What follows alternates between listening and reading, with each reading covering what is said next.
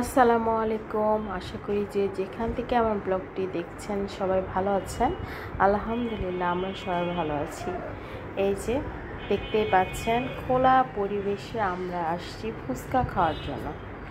আমি আর আমার আরেকটা বান্ধবী মালা, আমরা দুজনে এসেছি। আমাদের আরও একটা বান্ধবী আসার কথা, তো সে অলওয়েজ দেরি করে, টাইমলি কখনোই আসতে পারে না। তো আমরা একটু হাঁটাহাঁটি করে দেন এখন ফুচকার অর্ডারটা দিয়ে দিলাম। তো কিভাবে ফুচকা বানাচ্ছে, একদম টাটকা টাটকা হাতে বানানো ফুচকা, তো সেটাই আমি আপনাদের সাথে শেয়ার করছি। আর যারা যারা ফুচকা লাভার তারা ফুচকা খেতে তো অবশ্যই পছন্দ করেন আমার মতো। তো আমি অনেক ফুচকা খেতে পছন্দ করি, আর ফুচকা দেখলে একদম মুখে পানি চলে আসে। তো আমি যখন এই ভিডিওটি দেখছি আর ভয়েস ওভার করছি তখন তো অলরেডি আমার মুখে পানি চলে এসেছে। আর এখানকার ফুচকা এত লোভনীয় আর এত মজা, না খেলে আসলে আপনারা বুঝবেন না, হয়তো ভাববেন যে আমি হয়তো বানিয়ে বানিয়ে বলছি। তো এখানে দুই রকমের টক নেওয়া হয়েছে, একটা মিষ্টি টক আর একটা ঝাল মিষ্টি। তো আমি ঝাল টকটা দিয়েই খাচ্ছি, আর আমার বান্ধবী ঝাল মিষ্টি যে ঝাল টক যে টকটা সেটা দেখাচ্ছে। তো বিসমিল্লাহ বলে মুখে দিলাম।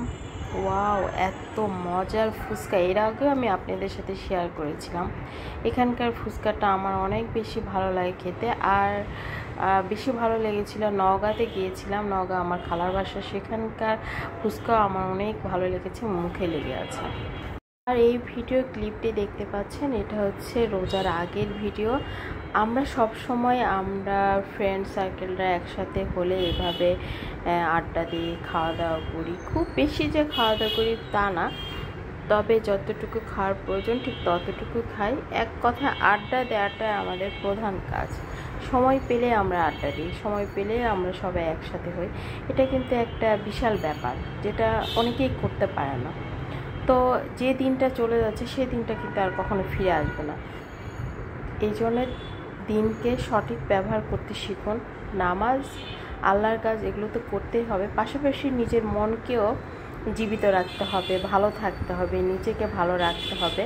তো মাঝে মাঝে ফ্রেন্ড সার্কেলদের সাথে সময় দেন, মাঝে মাঝে ফ্যামিলির সাথে সময় দেন, মাঝে মাঝে নিজের কোয়ালিটি টাইমটা স্পেন্ড করেন, তাহলে দেখবেন অনেক ভালো থাকবেন এবং কোনো ধরনের হিংসা, অন্যের গীবত গাওয়া, এগুলো কখনো মনের ভিতরে আসবে না, আমি যেটা মনে করি। তো আমরা যে কটা বান্ধবী আছে সবসময় এভাবে দেখা করি, আড্ডা দিই, গল্প করি, অনেক মজা করি।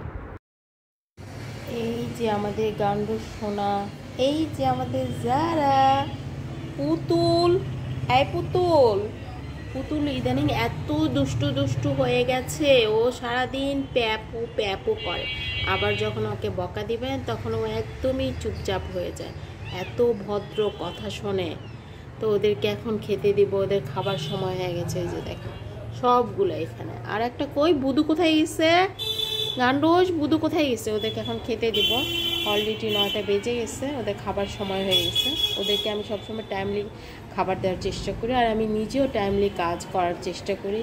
সব কিছু টাইমলি করলে আসলে টাইমটাকে ভালোভাবে মেনটেন করা যায়, এই আর কি। এই তো খাবার দিয়ে দিলাম। এই যে দেখেন কি ব্যাপার, গান্ডোস তুমি খাবার পাচ্ছ না? এই যে নাও নাও নাও, বুধু আসো, বুধু আসো, আসো, যারা এদিকে আসো। ওরা আসলে বোঝে না মাঝে মাঝে। এই যে নাও বুঝো না। তো খাবার খেয়ে নিচ্ছে, 9টা বেজে গেছে। 9টার দিকে ওদের রাতের খাবারটা দিয়ে দেয়। বুধু খেয়ে নাও, বেবি খেয়ে নাও। তো এত কিছু মেনটেন করার পরে নিজের জন্য টাইম বের করা নট ইজি। তারপরে নিজেকে ভালো রাখতে হবে, নিজেকে ভালো রাখতে হলে অবশ্যই নিজের জন্য টাইম বের করতে হবে। অনেক লেকচার দিয়ে দিয়েছি, তো নিজেকে ভালো রাখো, তাহলে ভালো থাকবে। আজকের মতো এখানে বিদায় নিয়ে নিচ্ছি, আবার নেক্সট কোনো ব্লগে দেখা হবে, কথা হবে। সে পর্যন্ত সবাই ভালো থাকবেন। আল্লাহ হাফেজ, আসসালামু আলাইকুম।